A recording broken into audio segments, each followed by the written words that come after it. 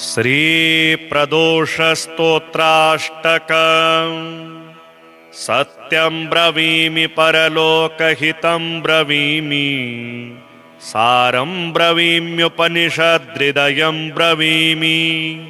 संसारमूलबणमसारमवाप्य जन्तोः, सारोऽयमीश्वरपदाम्बुरुहस्य सेवा। येनार्चयन्ति गिरिशं समये प्रदोषे, येनार्चितं शिवमपि प्रणमन्ति चान्ये।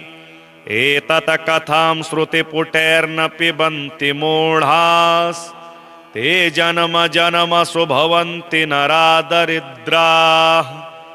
ये वै प्रदोषसमये परमेश्वरस्य, कुर्वन्त्यनन्यमनसोऽङ्घ्रिसरोजपूजां।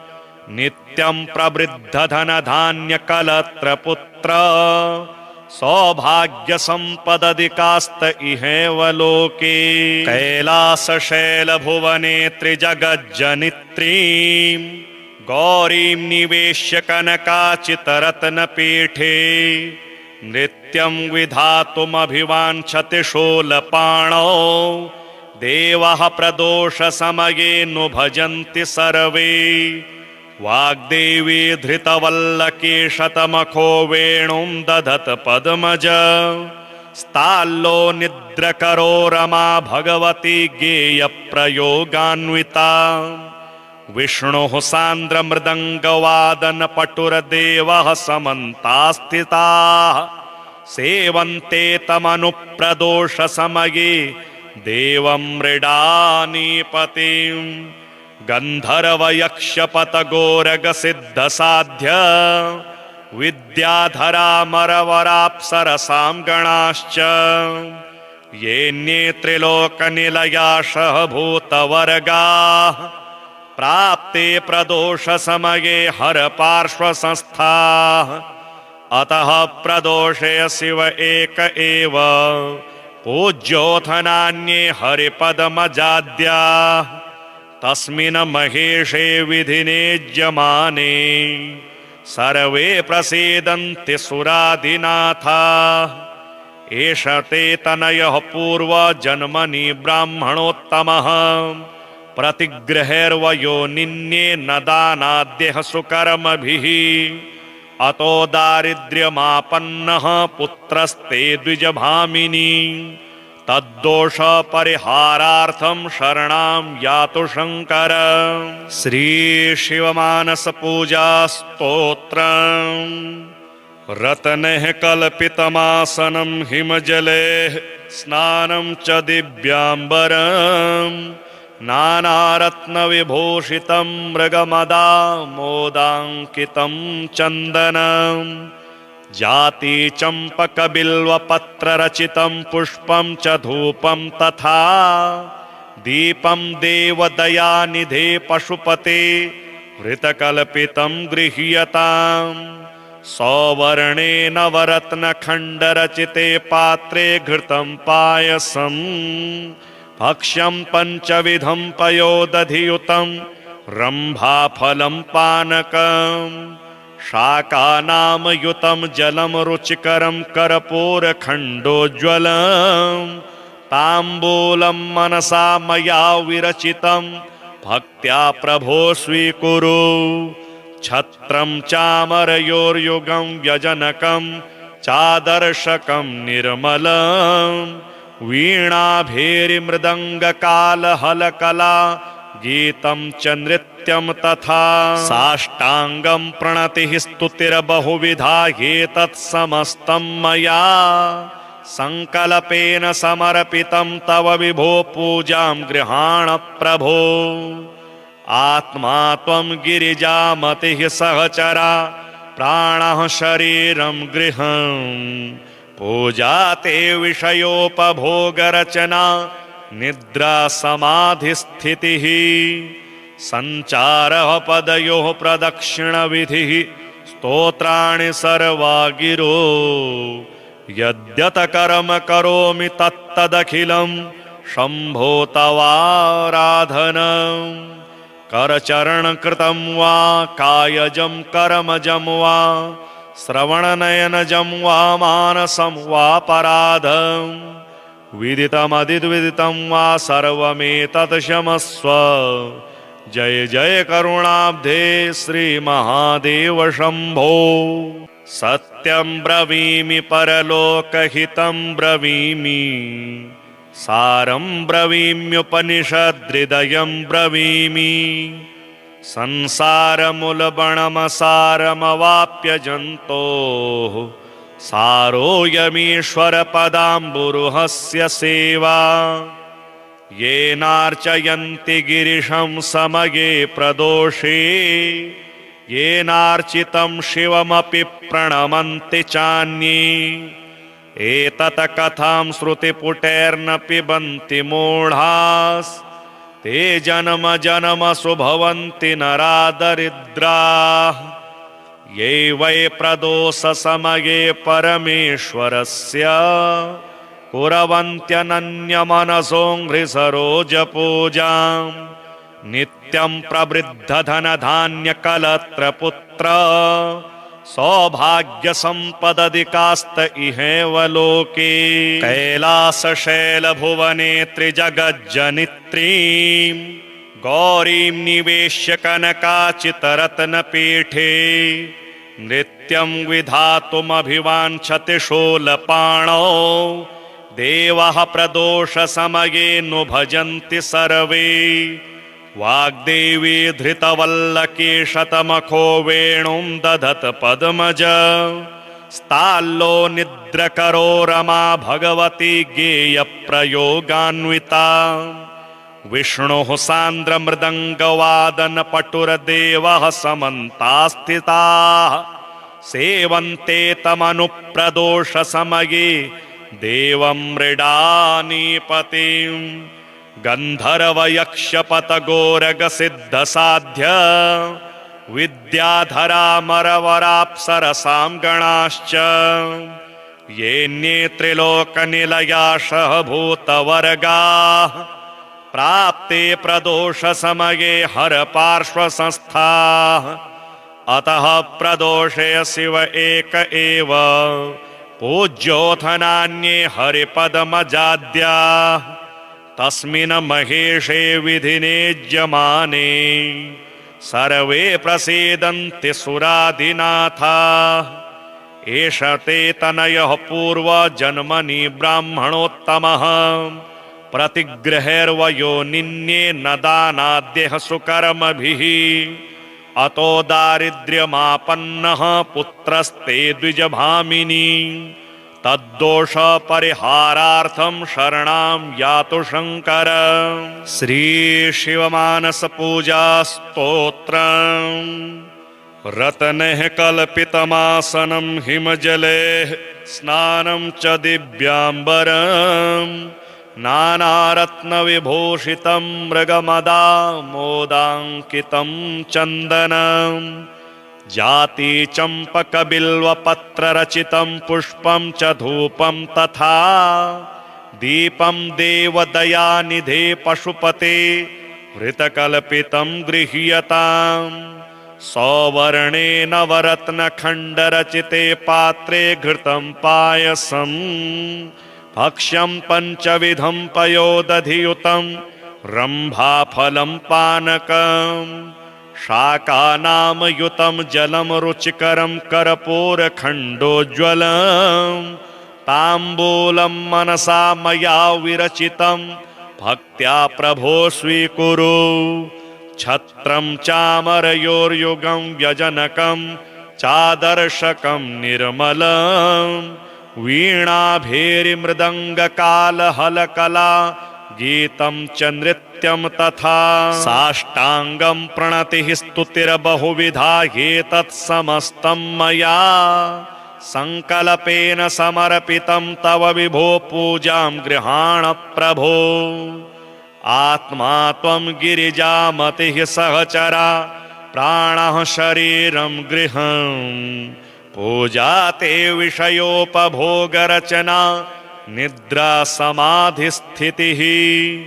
सञ्चारः पदयोः प्रदक्षिणविधिः स्तोत्राणि सर्वा गिरो यद्यत कर्म करोमि तत्तदखिलं शम्भो तवाराधनम्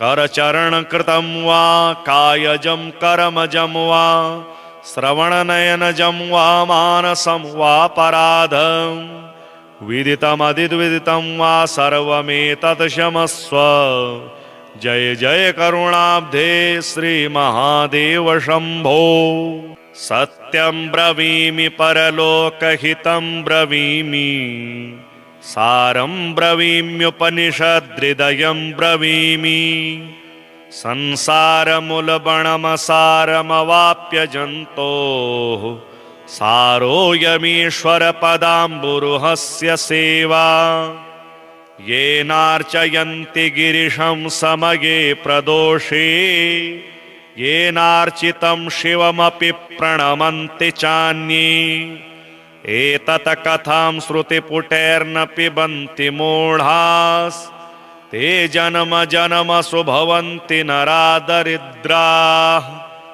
ये वै प्रदोषसमये परमेश्वरस्य कुर्वन्त्यनन्यमनसोऽङ्घ्रिसरोजपूजां नित्यं प्रवृद्धधनधान्यकलत्रपुत्र सौभाग्यसम्पदधिकास्त इहेव लोके कैलासशैलभुवने त्रिजगज्जनित्रीं गौरीं निवेश्य कनकाचितरत्नपीठे नृत्यं विधातुमभिवाञ्छति शूलपाणौ देवः प्रदोषसमये नु भजन्ति सर्वे वाग्देवी धृतवल्लकेशतमखो वेणुं दधत पद्मज स्ताल्लो निद्रकरो रमा भगवती गेयप्रयोगान्विता विष्णुः सान्द्रमृदङ्गवादनपटुरदेवः समन्तास्थिताः सेवन्ते तमनुप्रदोषसमये देवं मृडानीपतिम् गन्धर्वयक्षपतगोरगसिद्धसाध्य विद्याधरामरवराप्सरसां गणाश्च येऽन्ये त्रिलोकनिलयाशः भूतवर्गाः प्राप्ते प्रदोषसमये हरपार्श्वसंस्थाः अतः प्रदोषे शिव एक एव पूज्योऽथ नान्ये हरिपदमजाद्याः तस्मिन् महेशे विधिनेज्यमाने सर्वे प्रसीदन्ति सुराधिनाथाः एष ते तनयः पूर्वजन्मनि ब्राह्मणोत्तमः प्रतिगृहैर्वयो निन्ये न दानाद्यः सुकर्मभिः अतो दारिद्र्यमापन्नः पुत्रस्ते द्विजभामिनी तद्दोष परिहारार्थं शरणां यातु शंकर श्री शिवमानस पूजा स्तोत्रम् रत्नैः कल्पितमासनं हिमजले स्नानं च दिव्याम्बरम् नानारत्नविभूषितं मृगमदामोदाङ्कितं चन्दनम् जाति चम्पकबिल्वपत्ररचितं पुष्पं च धूपं तथा दीपं देवदयानिधे पशुपते हृतकल्पितं गृह्यताम् सौवर्णे नवरत्नखण्डरचिते पात्रे घृतं पायसम् भक्ष्यं पञ्चविधं पयोदधियुतं रम्भाफलं पानकम् शाकानामयुतं जलं रुचिकरं कर्पूरखण्डोज्ज्वलं ताम्बूलं मनसा मया विरचितं भक्त्या प्रभो स्वीकुरु छत्रं चामरयोर्युगं व्यजनकं चादर्शकं निर्मलं वीणाभेरिमृदङ्गकालहलकला गीतं च नृत्यं तथा साष्टाङ्गं प्रणतिः स्तुतिर्बहुविधा एतत् समस्तं मया संकल्पेन समर्पितं तव विभो पूजां गृहाण प्रभो आत्मा त्वं गिरिजामतिः सहचरा प्राणः शरीरं गृहम् पूजा ते विषयोपभोगरचना निद्रा समाधिस्थितिः सञ्चारः पदयोः प्रदक्षिणविधिः स्तोत्राणि सर्वा गिरो यद्यत कर्म करोमि तत्तदखिलं शम्भो तवाराधनम् करचरणकृतं वा कायजं कर्मजं वा श्रवणनयनजं वा मानसं वा पराधं विदितमदिद्विदितं वा सर्वमेतत् क्षमस्व जय जय करुणाब्धे श्रीमहादेव शम्भो सत्यं ब्रवीमि परलोकहितं ब्रवीमि सारं ब्रवीम्युपनिषद्हृदयं ब्रवीमि संसारमूलबणमसारमवाप्य जन्तोः सारोऽयमीश्वरपदाम्बुरुहस्य सेवा येनार्चयन्ति गिरिशं समये प्रदोषे येनार्चितं शिवमपि प्रणमन्ति चान्ये एतत् कथां श्रुतिपुटैर्न पिबन्ति मूढास्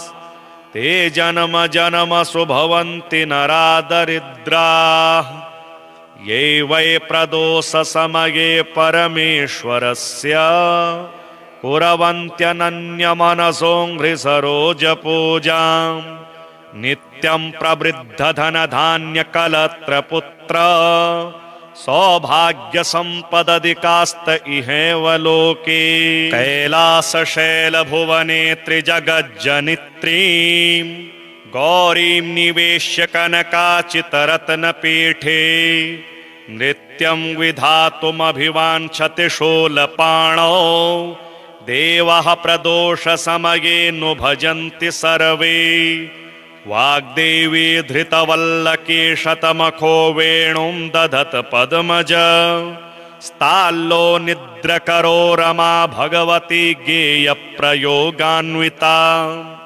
विष्णुः सान्द्रमृदङ्गवादनपटुरदेवः समन्तास्थिताः सेवन्ते तमनुप्रदोषसमये देवं मृडानीपतिम् गन्धर्वयक्षपतगोरगसिद्धसाध्य विद्याधरामरवराप्सरसां गणाश्च येऽन्ये त्रिलोकनिलयाशः भूतवर्गाः प्राप्ते प्रदोषसमये हरपार्श्वसंस्थाः अतः प्रदोषे शिव एक एव पूज्योऽथ नान्ये हरिपदमजाद्याः तस्मिन् महेशे विधिनेज्यमाने सर्वे प्रसीदन्ति सुराधिनाथाः एष ते तनयः पूर्वजन्मनि ब्राह्मणोत्तमः प्रतिगृहैर्वयोनिन्ये न दानाद्यः सुकर्मभिः अतो दारिद्र्यमापन्नः पुत्रस्ते द्विजभामिनी तद्दोष परिहारार्थं शरणां यातु शंकर। श्री शिवमानस पूजा स्तोत्रम्।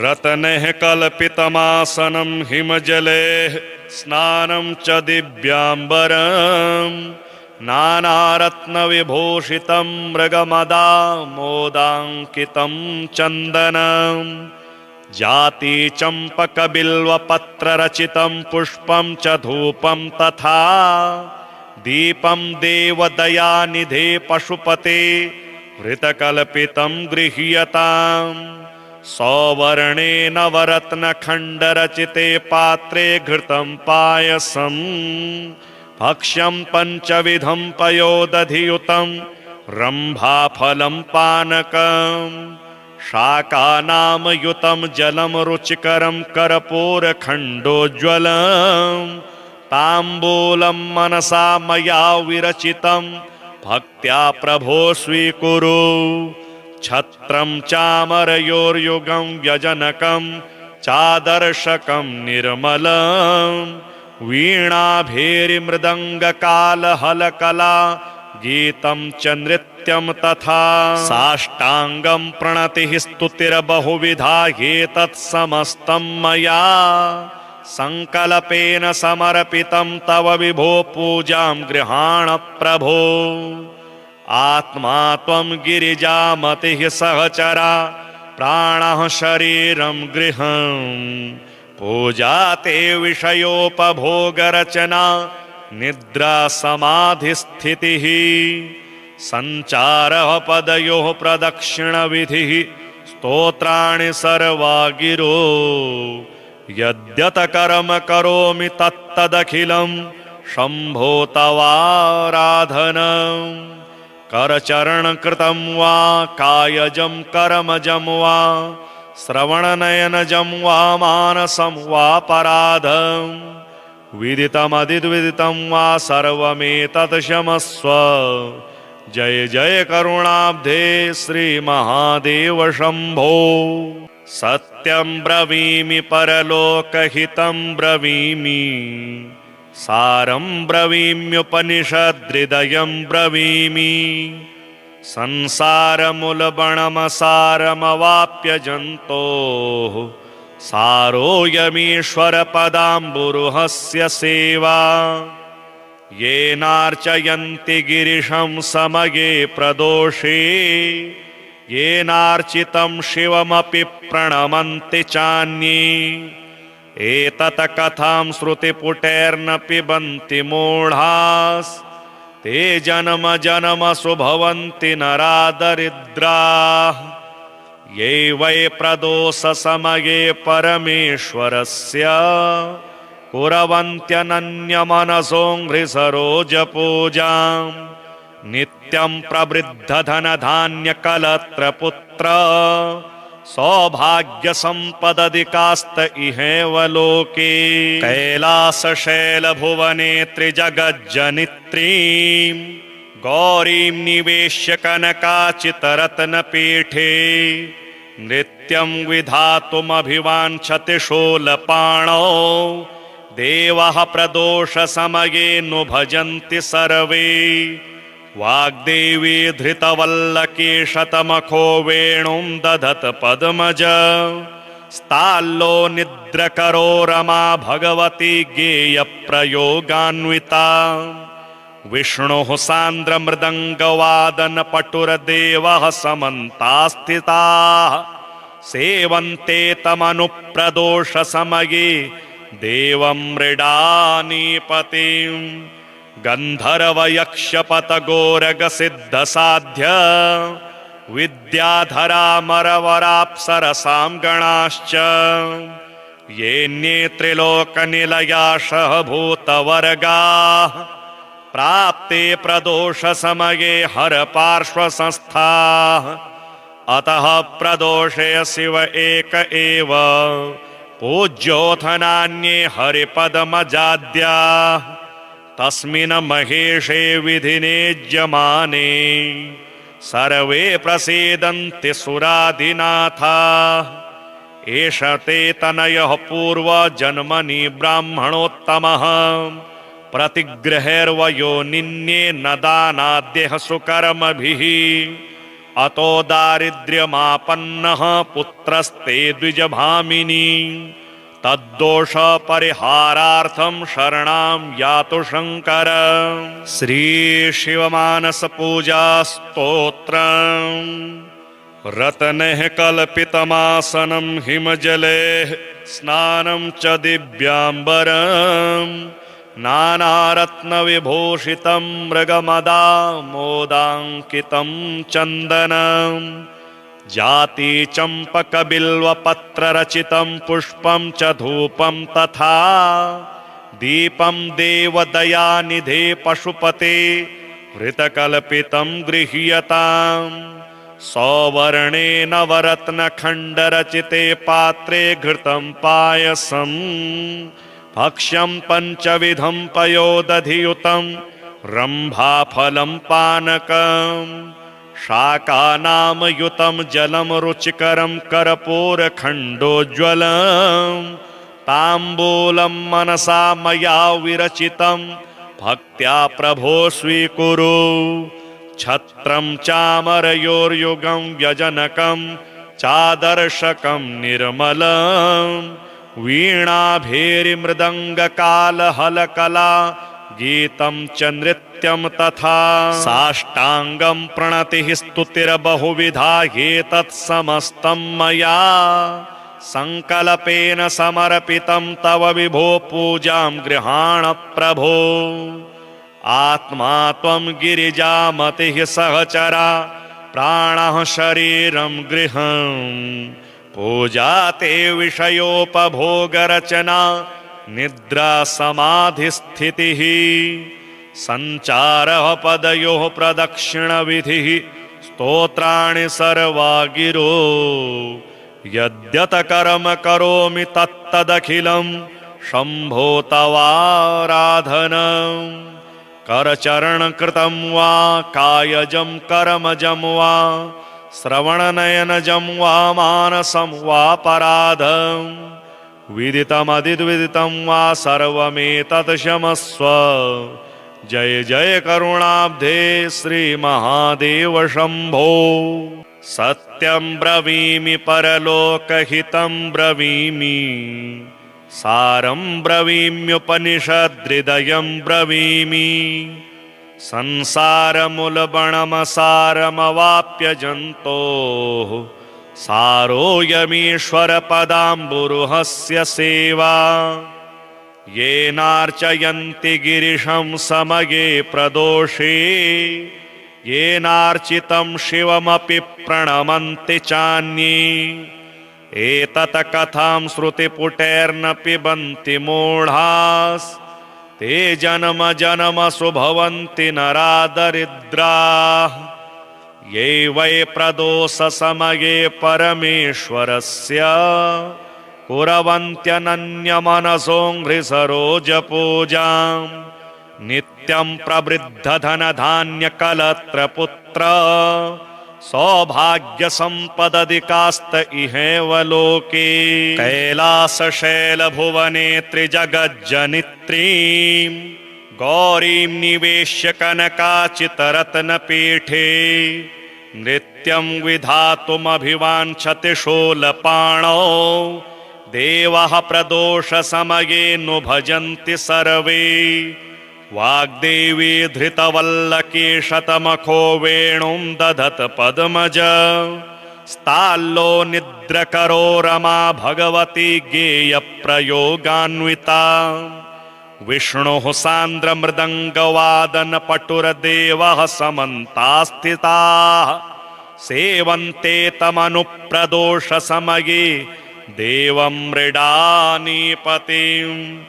गन्धर्वयक्षपतगोरगसिद्धसाध्य विद्याधरामरवराप्सरसां गणाश्च येऽन्ये त्रिलोकनिलयाशः भूतवर्गाः प्राप्ते प्रदोषसमये हरपार्श्वसंस्थाः।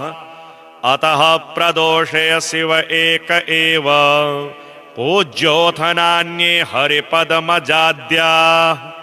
तस्मिन् महेशे विधिनेज्यमाने सर्वे प्रसीदन्ति सुराधिनाथाः। एष ते तनयः पूर्वजन्मनि ब्राह्मणोत्तमः प्रतिगृहैर्वयोनिन्ये न दानाद्यः सुकर्मभिः। अतो दारिद्र्यमापन्नः पुत्रस्ते द्विजभामिनी। तद्दोष परिहारार्थं शरणां यातु शंकर। श्री शिवमानस पूजा स्तोत्रम्। रत्नैः कल्पितमासनं हिमजलैः स्नानं च दिव्याम्बरम् नानारत्नविभूषितं मृगमदामोदाङ्कितं चन्दनम्। जाति चम्पकबिल्वपत्ररचितं पुष्पं च धूपं तथा दीपं देवदयानिधे पशुपते हृतकल्पितं गृह्यताम्। सौवर्णेन नवरत्नखण्डरचिते पात्रे घृतं पायसम् भक्ष्यं पञ्चविधं पयोदधियुतं रम्भाफलं पानकं शाकानामयुतं जलं रुचिकरं कर्पूरखण्डोज्ज्वलं ताम्बूलं मनसा मया विरचितं भक्त्या प्रभो स्वीकुरु छत्रं चामरयोर्युगं व्यजनकं चादर्शकं निर्मलं वीणाभेरिमृदङ्गकालहलकला गीतं च नृत्यं तथा साष्टाङ्गं प्रणतिः स्तुतिर्बहुविधा एतत् समस्तं मया संकल्पेन समर्पितं तव विभो पूजां गृहाण प्रभो आत्मा त्वं गिरिजामतिः सहचरा प्राणः शरीरं गृहं पूजा ते विषयोपभोगरचना निद्रा समाधिस्थितिः सञ्चारः पदयोः प्रदक्षिणविधिः स्तोत्राणि सर्वा गिरो यद्यत कर्म करोमि तत्तदखिलं शम्भो तवाराधनम् करचरणकृतं वा कायजं कर्मजं वा श्रवणनयनजं वा मानसं वा पराधं विदितमदिद्विदितं वा सर्वमेतत् क्षमस्व जय जय करुणाब्धे श्रीमहादेव शम्भो सत्यं ब्रवीमि परलोकहितं ब्रवीमि सारं ब्रवीम्युपनिषद्हृदयं ब्रवीमि संसारमूलबणमसारमवाप्य जन्तोः सारोऽयमीश्वरपदाम्बुरुहस्य सेवा येनार्चयन्ति गिरिशं समये प्रदोषे येनार्चितं शिवमपि प्रणमन्ति चान्ये एतत् कथां श्रुतिपुटैर्न पिबन्ति मूढास् ते जन्म जन्मसु भवन्ति नरादरिद्राः ये वै प्रदोषसमये परमेश्वरस्य कुर्वन्त्यनन्यमनसोऽङ्घ्रिसरोजपूजां नित्यं प्रवृद्धधनधान्यकलत्रपुत्र सौभाग्यसम्पदधिकास्त इहेव लोके कैलासशैलभुवने त्रिजगज्जनित्रीं गौरीं निवेश्य कनकाचितरत्नपीठे नृत्यं विधातुमभिवाञ्छति शूलपाणौ देवः प्रदोषसमये नु भजन्ति सर्वे वाग्देवी धृतवल्लकी शतमखो वेणुं दधत पद्मज स्ताल्लो निद्रकरो रमा भगवती गेयप्रयोगान्विता विष्णुः सान्द्रमृदङ्गवादनपटुरदेवः समन्तास्थिताः सेवन्ते तमनुप्रदोषसमये देवं मृडानीपतिम् गन्धर्वयक्षपतगोरगसिद्धसाध्य विद्याधरामरवराप्सरसां गणाश्च येऽन्ये त्रिलोकनिलयाशः भूतवर्गाः प्राप्ते प्रदोषसमये हरपार्श्वसंस्थाः अतः प्रदोषे शिव एक एव पूज्योऽथ नान्ये हरिपदमजाद्याः तस्मिन् महेशे विधिनेज्यमाने सर्वे प्रसीदन्ति सुरादिनाथाः एष ते तनयः पूर्वजन्मनि ब्राह्मणोत्तमः प्रतिगृहैर्वयोनिन्ये न दानाद्यः सुकर्मभिः अतो दारिद्र्यमापन्नः पुत्रस्ते द्विजभामिनी तद्दोष परिहारार्थं शरणां यातु शंकर। श्री शिवमानस पूजा स्तोत्रम्। रत्नैः कल्पितमासनं हिमजले स्नानं च दिव्याम्बरम् नानारत्नविभूषितं मृगमदामोदाङ्कितं चन्दनम् जाति चम्पकबिल्वपत्ररचितं पुष्पं च धूपं तथा दीपं देवदयानिधे पशुपते ऋतकल्पितं गृह्यताम् सौवर्णे नवरत्नखण्डरचिते पात्रे घृतं पायसम् भक्ष्यं पञ्चविधं पयोदधियुतं रम्भाफलं पानकम् शाकानामयुतं जलं रुचिकरं कर्पूरखण्डोज्ज्वलम् ताम्बूलं मनसा मया विरचितं भक्त्या प्रभो स्वीकुरु छत्रं चामरयोर्युगं व्यजनकं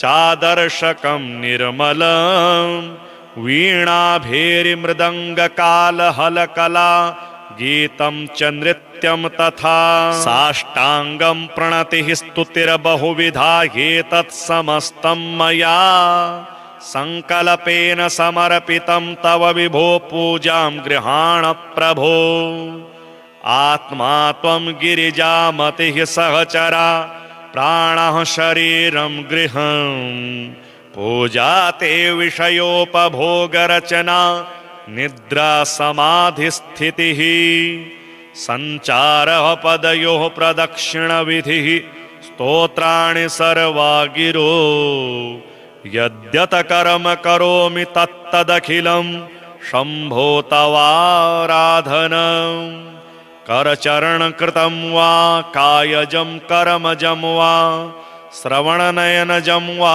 मानसं वा पराधम् विदितमदिद्विदितं वा सर्वमेतत् क्षमस्व जय जय करुणाब्धे श्रीमहादेव शम्भो सत्यं ब्रवीमि परलोकहितं ब्रवीमि सारं ब्रवीम्युपनिषद्हृदयं ब्रवीमि संसारमूलबणमसारमवाप्य जन्तोः सारोऽयमीश्वरपदाम्बुरुहस्य सेवा येनार्चयन्ति गिरिशं समये प्रदोषे येनार्चितं शिवमपि प्रणमन्ति चान्ये एतत् कथां श्रुतिपुटैर्न पिबन्ति मूढास् ते जन्म जन्मसु भवन्ति नरादरिद्राः ये वै प्रदोषसमये परमेश्वरस्य कुर्वन्त्यनन्यमनसोऽङ्घ्रिसरोजपूजाम् नित्यं प्रवृद्धधनधान्यकलत्रपुत्र सौभाग्यसम्पदधिकास्त इहेव लोके कैलासशैलभुवने त्रिजगज्जनित्रीं गौरीं निवेश्य कनकाचितरत्नपीठे नृत्यं विधातुमभिवाञ्छति शूलपाणौ देवः प्रदोषसमये नु भजन्ति सर्वे वाग्देवी धृतवल्लकी शतमखो वेणुं दधत पद्मज स्ताल्लो निद्रकरो रमा भगवती गेयप्रयोगान्विता विष्णुः सान्द्रमृदङ्गवादनपटुरदेवः समन्तास्थिताः सेवन्ते तमनुप्रदोषसमये देवं मृडानीपतिम् गन्धर्वयक्षपतगोरगसिद्धसाध्य विद्याधरामरवराप्सरसां गणाश्च येऽन्ये त्रिलोकनिलयाशः भूतवर्गाः प्राप्ते प्रदोषसमये हरपार्श्वसंस्थाः अतः प्रदोषे शिव एक एव पूज्योऽथ नान्ये हरिपदमजाद्याः तस्मिन् महेशे विधिनेज्यमाने सर्वे प्रसीदन्ति सुराधिनाथाः एष ते तनयः पूर्वजन्मनि ब्राह्मणोत्तमः प्रतिगृहैर्वयो निन्ये न दानाद्यः सुकर्मभिः अतो दारिद्र्यमापन्नः पुत्रस्ते द्विजभामिनी तद्दोष परिहारार्थं शरणां यातु शंकर। श्री शिवमानस पूजा स्तोत्रम्। रत्नैः कल्पितमासनं हिमजले स्नानं च दिव्याम्बरम् नानारत्नविभूषितं मृगमदामोदाङ्कितं चन्दनं जातिचम्पकबिल्वपत्ररचितं पुष्पं च धूपं तथा दीपं देवदयानिधे पशुपते हृतकल्पितं गृह्यताम् सौवर्णेन नवरत्नखण्डरचिते पात्रे घृतं पायसम् भक्ष्यं पञ्चविधं पयोदधियुतं रम्भाफलं पानकम् शाकानामयुतं जलं रुचिकरं कर्पूरखण्डोज्ज्वलम् ताम्बूलं मनसा मया विरचितं भक्त्या प्रभो स्वीकुरु छत्रं चामरयोर्युगं व्यजनकं